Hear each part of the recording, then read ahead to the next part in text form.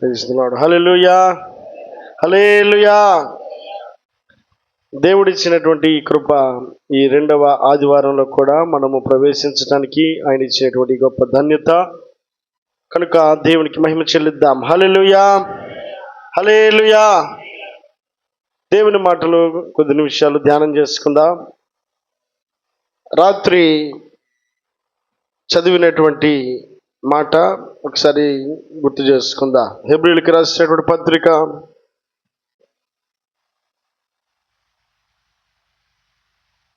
'అయితే ప్రియులరా, మేమిలాగు చెప్పుచున్నాము, మీరు అంతకంటే మంచిదియు రక్షణకరమైనదినైనా మా స్థితిలోనే ఉన్నారని రూఢిగా నమ్ముచున్నాను.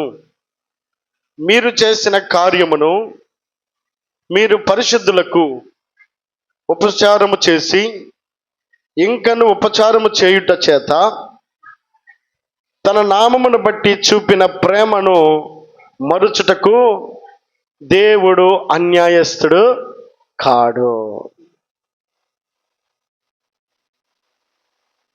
దేవుడు తన వాక్యం ద్వారా గుర్తు చేస్తున్నటువంటి మాటను మనం ఆలోచన చేస్తే, రాత్రి కొద్ది నిమిషాలు ధ్యానం చేశాం ఇదే మాట మీద. మరలా తిరిగి దేవుడు ఇదే మాటను ప్రేరేపణ ఇచ్చాడు. నేను ప్రిపేర్ అయినటువంటి ఆలోచన ఒకటైనప్పుడు దేవుడు మరలా తిరిగి ఈ మాటని గుర్తు చేయడానికి ఇష్టపడతా ఉన్నాడు. దేవుడు తన వాక్యం ద్వారా మాట్లాడుతున్నటువంటి మాటను మనం ఆలోచన చేస్తే,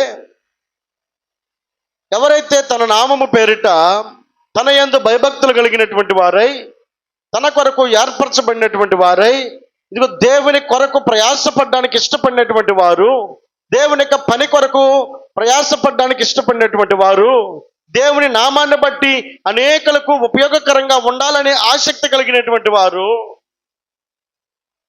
చాలా మంది ఆయన యందు నమ్మిక ఉంచినటువంటి వారందరినీ కూడా ఆయన మర్చిపోయేవాడు ఎన్నటికీ కూడా కాదు. ఆయన అన్యాయస్తుడు కాడు. ఆయన న్యాయము చేసే దేవుడై ఉన్నాడు. అక్కడున్నటువంటి సంఘముతో అపోస్తలుడైన పౌలు పలుకుతున్నటువంటి మాటను మనం గుర్తు చేసుకుంటా ఉన్నాం. మీరు అనేక పనులు చేశారు, మీరు అనేక మేలుకరమైనటువంటి విషయాలకు సహకరించారు, మీరు దైవజనునికి సహకరించారు, మీరు సంఘమునకు సహకరించారు, పరిచర్యకు సహకరించారు.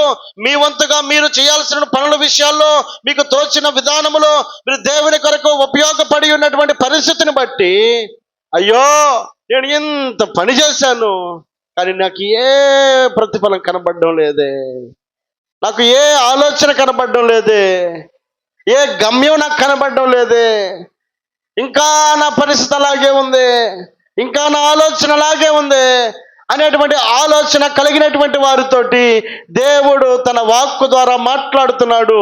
మీరు దేవుని నామమును బట్టి చేసిన ఉపచారం ఏదైతే ఉందో, దేవుని కొరకు చేసిన పరిచర్య ఏదైతే ఉందో, దేవుని కొరకు ప్రయాసపడినటువంటి పాట ఏదైతే ఉందో, దేవుని కొరకు చేసిన పని ఏదైతే ఉందో, ఆయన మిమ్మలను మరుచుటకు అన్యాయస్తుడు కాడు.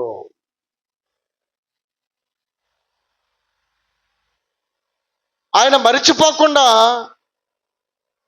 గుర్తించుకొని నిన్ను తప్పక నీ కొరకై ఆయన తన కార్యమును చేయడానికి ఇష్టపడే దేవుడు అయి ఉన్నాడు. అందుకే ఒక మాట జ్ఞాపకం చేసుకుందాం. రూతు గ్రంథంలో, రూతు గ్రంథం 2వ అధ్యాయము 12వ వచనం.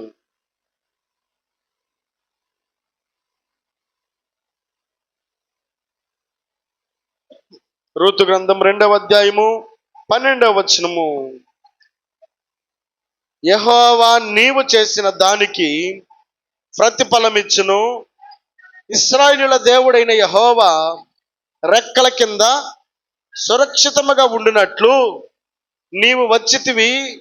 ఆయన నీకు సంపూర్ణమైన బహుమానమిచ్చునని ఆమెకు ఉత్తరం ఇచ్చెను. యెహోవా నీవు చేసిన దానికి ప్రతిఫలము ఇచ్చును. ఆయన తీసుకునేవాడు మాత్రమే కాదు, మనల్ని వాడుకునేవాడు మాత్రమే కాదు, మనల్ని ఉపయోగించుకునేవాడు మాత్రమే కాదు. మనము చేసినది గోరంత అయితే ఆయన ఇచ్చేది మనకు కొండంత అన్నను దేవుడు ఇస్తాడు. చేసేది కొంచెమే, కానీ దేవుని ప్రతిఫలము మనకు గొప్ప ఆశీర్వాదకరంగా ఉంటుంది. ఇక్కడ రూతు అనబడేటువంటి వ్యక్తితోటి బోయాజు అనబడేటువంటి వ్యక్తి మాట్లాడుతూ ఉన్నాడు. రూతు దేవుని కొరకు చేసిన పనిని గుర్తించినటువంటి బోయాజు అంటున్న మాట ఏమిటో తెలుసా? ఆయన అంటాడు, యెహోవా నీవు చేసిన దానికి ప్రతిఫలము ఇచ్చును. నువ్వేం చేశావు? రూతు ఏం చేసిందట? ఏం చూశాడు బోయాజు? నువ్వు చేసిన దానికి దేవుడు ప్రతిఫలం ఇస్తాడు అంటున్నాడు. రూతు చేసిన పని ఏంటి? రూతు దేవుని కొరకు ఏం చేయగలిగింది? రూతు దేని కొరకు ప్రయాసపడింది? ఆమె చేసిన పని ఏమిటి అని మనం ఆలోచన చేస్తే దేవుని వాక్యంలో అక్కడే మనం ఒక మాట జ్ఞాపకం చేసుకుందాం. దానిపై వచనంలో, నీవు నీ తల్లిదండ్రులను నీ జన్మభూమిని విడిచి ఇంతకు ముందు నీవు ఎరుగని జనమునొద్దకు.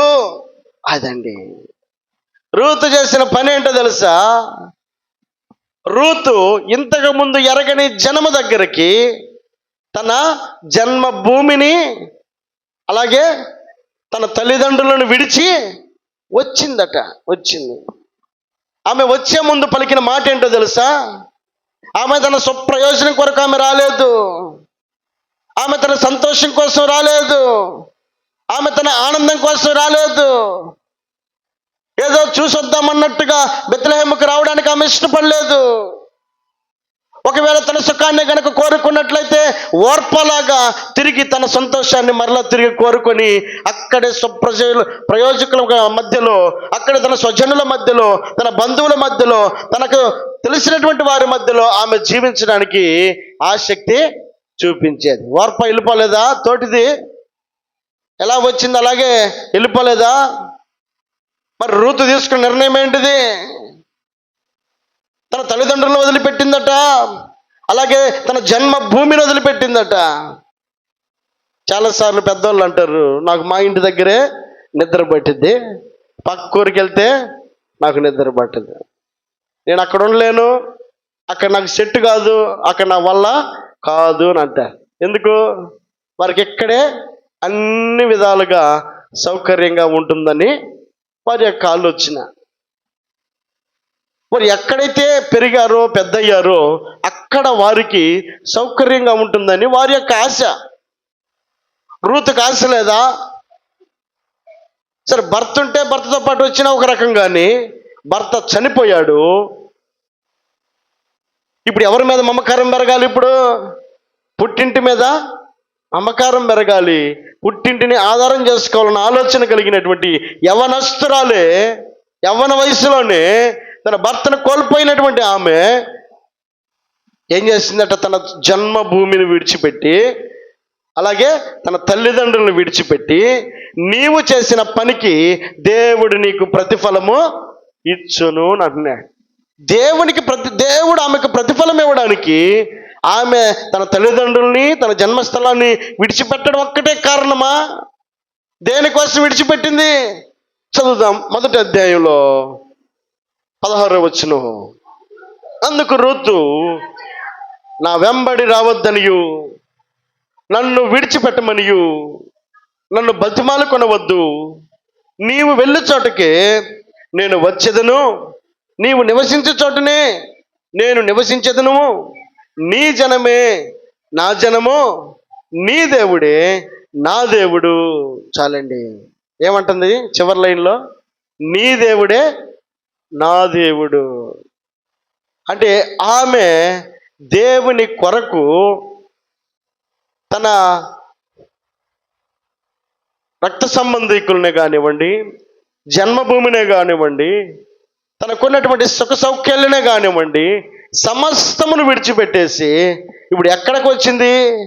నయోమి నివసిస్తూ ఉన్నటువంటి బెత్లెహేము అనబడేటువంటి పట్టణానికి వచ్చింది. బెత్లెహేం అనబడేటువంటి ప్రాంతానికి వచ్చింది. ఇది గమనించినటువంటి ఆ బెత్లెహేమీయుడైనటువంటి బోయాజు గొప్ప రైతు.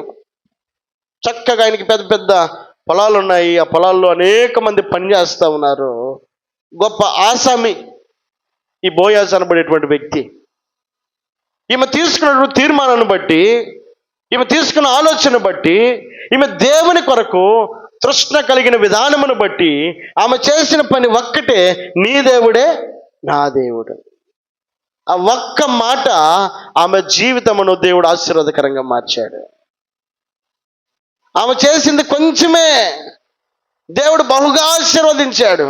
ఎలాగనంటే ఆ గొప్ప ఆసామనబడినటువంటి బోయాజు ఆమె యందు ప్రేమ కలిగిన వాడి, ఆమె ఎక్కడో పొలంలో పని చేస్తూ ఉంటే ఆమెను పిలిచి మరి ఆమెకు పనిచ్చి, ఆ పనిచ్చినటువంటి ఆయన ఆమెను ధైర్యపరుస్తున్నాడు. నీవు చేసిన పనికి దేవుడు నీకు ప్రతిఫలం ఇస్తాడన్నాడు.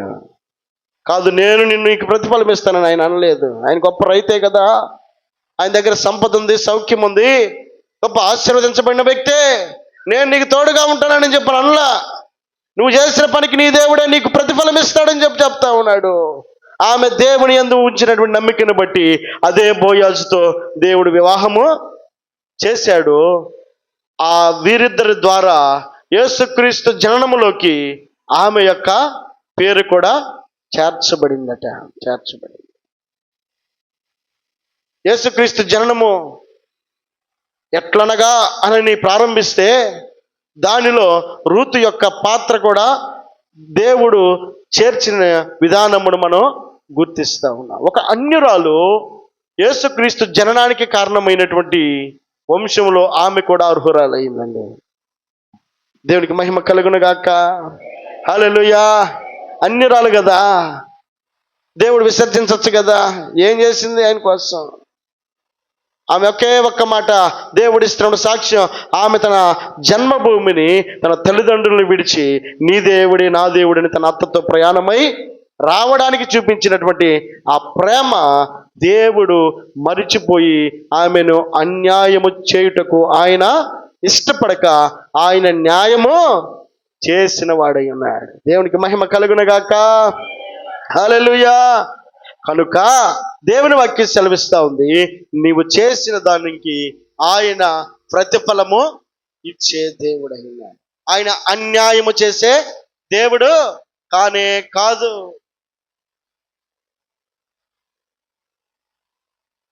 కనుక ఒక మాట జ్ఞాపకం చేసుకున్నా. ఇర్మియా గ్రంథంలో 2వ అధ్యాయం 2వ వచనంలో, ఇర్మియా గ్రంథము 2వ అధ్యాయము 2వ వచనం, నీవు వెళ్ళి యెరూషలేము నివాసుల చెవులలో ఈ సమాచారము ప్రకటించుము. యెహోవా సెలవిచ్చినదేమనగా, నీవు అరణ్యములోను విత్తనములు వేయదగని దేశములోను నన్ను వెంబడించుచు నీ యవ్వన కాలములో నీవు చూపిన అనురాగమును, నీ వైవాహిక ప్రేమను నేను జ్ఞాపకము చేసుకొనుచున్నాను. చాలండి. దేవుడు తన వాక్యం ద్వారా జ్ఞాపకం చేస్తున్న మాట మనం ఆలోచన చేస్తే, యెహోవా సెలవిచ్చినది ఏమనగా, నీవు అరణ్యములోను విత్తనములు వేయదగని దేశములోను నన్ను వెంబడించుచు. అరణ్యములో విత్తనములు వేయదగని దేశములో నీవు నన్ను వెంబడించుచు. ఏంటి ఈ మాటకు అర్థం? ఇర్మియా భక్తుని ద్వారా దేవుడు పలుకుతున్నటువంటి మాట, మనం చేసేటువంటి పనిని ఆయన సమస్తమును గుర్తించుకునే దేవుడై ఉన్నాడు. నువ్వు చేసిన చిన్న పనిని కూడా గుర్తించుకునేవాడై ఉన్నాడు. నువ్వు చేసినటువంటి ఆ చిన్న పని నీకు బహు ఆశీర్వాదకరంగా మార్చడానికి ఆయన ఇష్టపడే దేవుడై ఉన్నాడు. ఆయన మర్చిపోయేవాడు కాదు, అన్యాయం చేసేవాడు అంతకంటే కాదు. కానీ చేయాల్సిన పని ఏంటో తెలుసా? ఇక్కడున్నటువంటి భక్తునికి దేవుడు ఇస్తున్నటువంటి సలహా ఏంటో తెలుసా? దీవెనకరంగా ఆశీర్వాదకరంగా పరిస్థితులు మార్చబడ్డానికి దేవుడు సెలవిస్తూ ఉన్నటువంటి మాట అక్కడున్న ప్రజలందరికీ కూడా తెలియపరచు అని అంటున్నాడు. ఏం చేయాలి?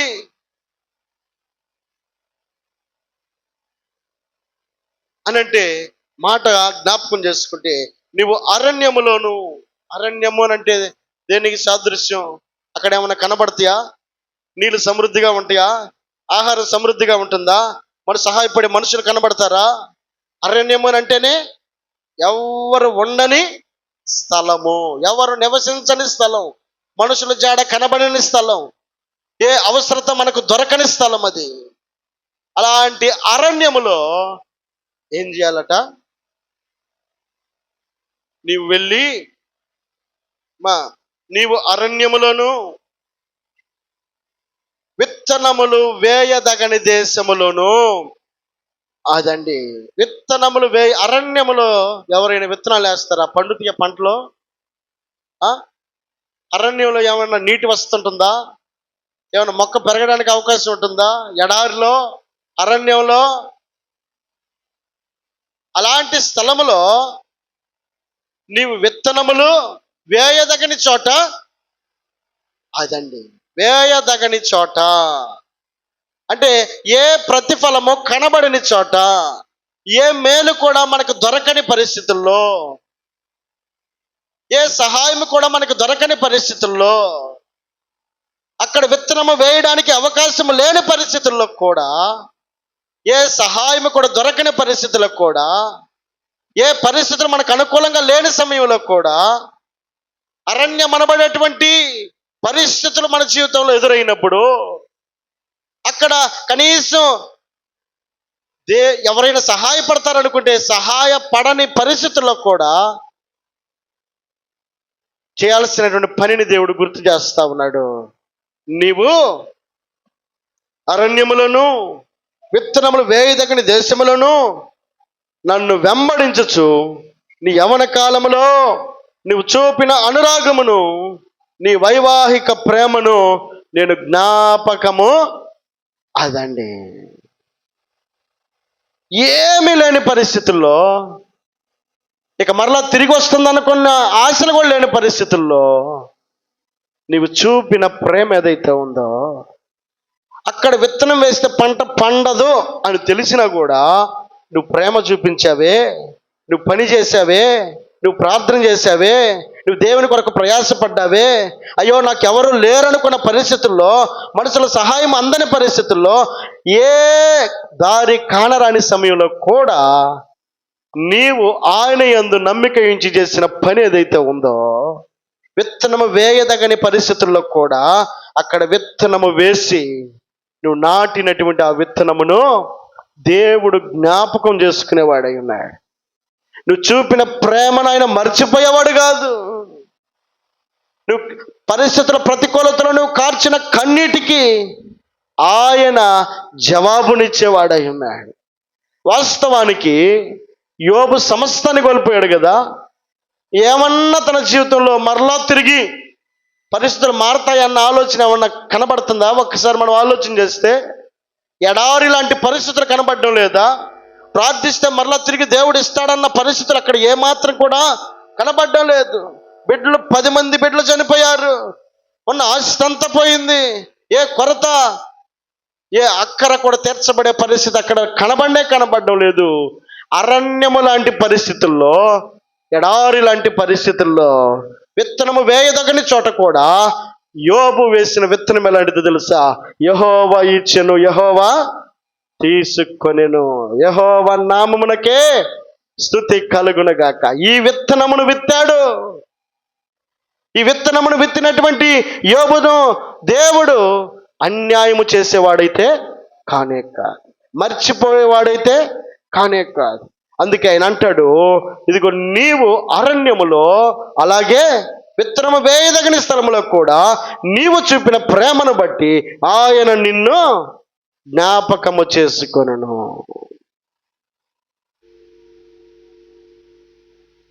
దేవుడు కూడా నిన్ను రక్షించలేడు, దేవుడు కూడా నీకు సహాయం చెయ్యాడు అని అనుకున్నటువంటి పరిస్థితులు మన జీవితంలో ఎదురైనప్పటికీ, దేవుడు మనకు అన్యాయం చేసేవాడైతే కానీ, దేవుని వాక్యం సెలవిస్తా ఉంది, నువ్వు ప్రకటించు అని నీ ఇర్మియాతో దేవుడు బలపరుస్తున్నాడు. ప్రజలందరికీ తెలియపరచు, నీవు చూపిన ప్రేమను బట్టి ఆయన నిన్ను తప్పక జ్ఞాపకం చేసుకునేవాడై ఉన్నాడు. ఎడారి లాంటి పరిస్థితులను దేవుడు సస్యశ్యామలంగా మార్చగలిగిన వాడై ఉన్నాడు. నిస్సహాయ స్థితిలో నువ్వు చేసిన పని దేవుడు గుర్తించుకునేవాడై ఉన్నాడు. 2వ రాజుల గ్రంథం 4వ అధ్యాయము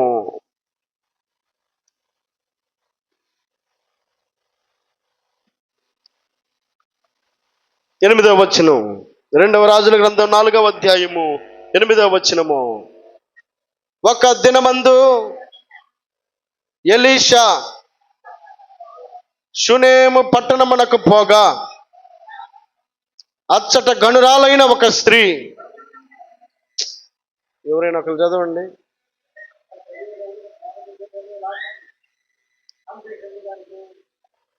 ఒక దినమందు ఎలీషా షునేము పట్టణమునకు పోగా అచ్చట గనురాలైన ఒక స్త్రీ భోజనమునకు రమ్మని అతనిని బలవంతము చేసెను. గనుక అతడు ఆ మార్గమున వచ్చినప్పుడల్లా ఆమె ఇంట భోజనము చేయుచు వచ్చెను. కాగా ఆమె తన పెనిమిటిని చూచి, మన యొద్దకు వచ్చుచూ పోవచ్చున్నవాడు భక్తి గల దైవజనుడని నేను ఎరుగుదును. కావున మనము అతనికి గోడ మీద ఒక చిన్న గది కట్టించి అందులో అతని కొరకు మంచము, బల్ల, పీఠ, దీప స్తంభమును ఉంచుదుము. అతడు మన యొద్దకు వచ్చినప్పుడు అందులో బస చేయుచు వచ్చునని చెప్పాను. ఆ తరువాత అతడు అక్కడికి ఒకానొక దినమున వచ్చి ఆ గదిలోకి వచ్చి అక్కడ పరుండెను. పిమ్మట అతడు చాలండి. జరిగినటువంటి పరిస్థితిని మనం ఆలోచన చేస్తే, షునేము అనబడేటువంటి పట్టణంలో గనురాలు అనబడేటువంటి స్త్రీ, ఒకసారి ఆమె బ్యాక్గ్రౌండ్ మనం ఆలోచన చేస్తే, పేరుకి గనురాలే కానీ ఆమె జీవితంలో చాలా సంవత్సరాల నుండి పిల్లలు పేరంట. భర్త ఏమో వయసు పోయింది, ఆమె కూడా వయసు దాటిపోయింది. ఈమెకు పెట్టబడిన పేరేమో గనురాలని పేరు పెట్టారు. ఆ గనురాలకు గర్భము రాలేదట. పరిస్థితిని మనం ఆలోచన చేస్తే, ఇందాక మనం చదివిన మాటలతో పోల్చితే, ఎడారిలో విత్తనములు వేయదగని చోట మీరు చూపించిన ప్రేమ నేను జ్ఞాపకము చేసుకుంటాను అని అన్నాడు కదా. పరిస్థితిని గమనిస్తే చాలా సంవత్సరాలుగా వారి జీవితంలో కొదువై ఉన్నటువంటి పరిస్థితి, కొరతగా ఉన్నటువంటి పరిస్థితి, ఎవరు కూడా ఆ లోటును భర్తీ చేయుటకు ముందుకు రాని పరిస్థితి, ఎవరి వల్ల కాని పరిస్థితి. వారు కూడా చేయదగిన ప్రయత్నాలు చేస్తుండొచ్చేమో కానీ ప్రతిఫలము నోచుకోనటువంటి స్థితిలో, ఎడారి స్థితిలో ఉన్నటువంటి తన జీవితంలో, ఏమీ లేని తన జీవితంలో, ఆశీర్వాదమునకు అంత దూరములో ఉన్నటువంటి ఆమె ఆసక్తితో పనిచేస్తూ ఉందట. నాకెందుకులే, ఎంతకాలం భక్తి చేశాను, ఎంతకాలం దేవుని కొరకు చేశాను, ఈ వయసులోనే ఎంత భక్తి ఉందంటే ఇంకా యవన వయసులో ఇంకెంత భక్తి ఉండాలి. ఇప్పుడే అంత తొందర పెడుతుంది భర్తని, ఇంకెవన కాలంలో ఇంకెంత తొందర పెట్టి ఉండాలి. ఎంతో ఆసక్తి కలిగి భక్తి చేస్తున్నప్పుడు తన జీవితంలో నిస్సహాయ స్థితి కనబడుతుంది, ఎడారి వంటి పరిస్థితి కనబడుతుంది. విత్తనము వేయదగని చోట, ఏమి లేని పరిస్థితుల్లో, సహాయం పొందని పరిస్థితుల్లో కూడా, తన జీవితము మార్చబడిన పరిస్థితుల్లో కూడా ఆమె విత్తనము వేయడానికి ఇష్టపడతా ఉంది. ఆమె దేవుని కొరకు పని చేయడానికి ఇష్టపడతా ఉంది.